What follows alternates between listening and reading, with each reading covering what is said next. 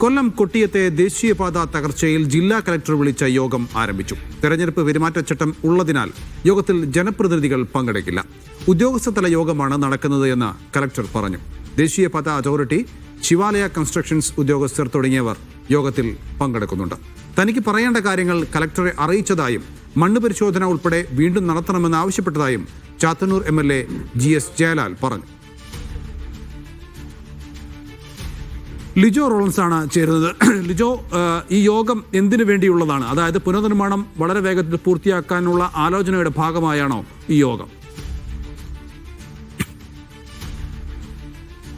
അപകട സ്ഥലം സന്ദർശിച്ച ജില്ലാ കളക്ടർ ഇന്നലെ തന്നെ ഇന്ന് 10:30 യോഗം ചേരുമെന്ന് അറിയിച്ചിരുന്നു. എന്നാൽ യോഗം ആരംഭിച്ചത് 11:30 ശേഷമായിരുന്നു. ദേശീയപാത അതോറിറ്റിയുടെ ഉദ്യോഗസ്ഥൻ സ്ഥലത്തെത്താൻ വൈകിയതാണ് ഇത്തരത്തിൽ യോഗം വൈകാനായിട്ടുള്ള ഒരു കാരണം. കഴിഞ്ഞ ദിവസം ജനപ്രതിനിധികൾ ഉൾപ്പെടെയുള്ളവർ പങ്കെടുക്കുമെന്ന് അറിയിച്ചിരുന്നു. ജനപ്രതിനിധികൾ ഇന്ന്, അതായത് MP എത്തിയിട്ടുണ്ടായിരുന്നു, MLAയും എത്തിയിട്ടുണ്ടായിരുന്നു. പക്ഷേ ആ സമയത്ത് ജില്ലാ കളക്ടർ ഒരു വിയോജിപ്പ് അറിയിച്ചു. അതായത് തിരഞ്ഞെടുപ്പ് പെരുമാറ്റച്ചട്ടം നിലനിൽക്കുന്നതിനാൽ അതിൽ ചില ബുദ്ധിമുട്ടുകൾ ഉണ്ട് എന്ന് അറിയിക്കുകയും തുടർന്ന് ഉദ്യോഗസ്ഥ തല യോഗം മാത്രമായാണ് ഇപ്പോൾ ചേരുന്നത്.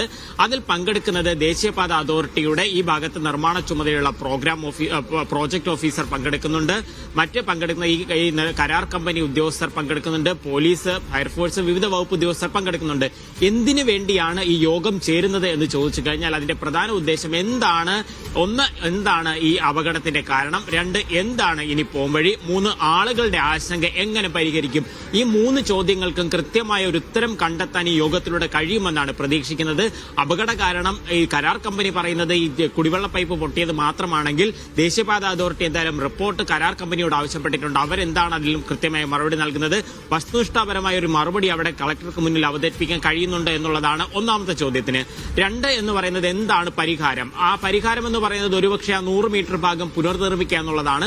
അത് യോഗം അംഗീകരിക്കുമോ അല്ലെങ്കിൽ കളക്ടർ അംഗീകരിക്കുമോ എന്നുള്ളൊരു കാര്യമുണ്ട്. 3, ആളുകളുടെ ആശങ്ക. ആളുകളുടെ ആശങ്ക എന്ന് പറയുന്നത് അതിന് പില്ലറിൽ പണിയണം എന്നുള്ള ഒരു കാര്യമാണ് ആളുകൾ പറയുന്നത്. കാരണം അത് പരിസ്ഥിതിയുമായി ബന്ധപ്പെട്ട് നോക്കുമ്പോൾ അല്ലെങ്കിൽ തണ്ണീർത്തടം അവിടെ ആ ഒരു ചതുപ്പ് നിലമാണ്, മണ്ണ് താഴ്ന്നു പോകുന്ന സ്ഥലമാണ്. അങ്ങനെയുള്ള ഒരു സ്ഥലത്ത് ഇത്തരത്തിൽ ഒരു നിർമ്മാണം ഇനി പ്രായോഗികമാണോ, വർഷങ്ങൾ ഈട് നിൽക്കുമെന്നുള്ളൊരു കാര്യം, അതിനൊക്കെ ഉള്ള ഒരു ഉത്തരം കണ്ടെത്താനാണ് യോഗം ചേരുന്നത്. ഇന്ന് ആദ്യഘട്ടത്തിൽ യോഗം ചേരുന്നു. അതിൽ ഒരു തീരുമാനം ഒരുപക്ഷെ ഉണ്ടാകാൻ കഴിഞ്ഞില്ല എന്ന് വരാം. അതിന്റെ റീജിയണൽ ഓഫീസർ ഓൺലൈനായും ഈ യോഗത്തിൽ പങ്കെടുക്കുന്നുണ്ട്. നൗഫൽ. യെസ്, കോട്ടയത്തെ ദേശീയപാത തകർച്ചയുമായി ബന്ധപ്പെട്ടുള്ള യോഗം ജില്ലാ കലക്ടറേറ്റിൽ പുരോഗമിക്കുകയാണ്. വിവരങ്ങളാണ് ലിജോ റോളൻസ് നൽകിയത്.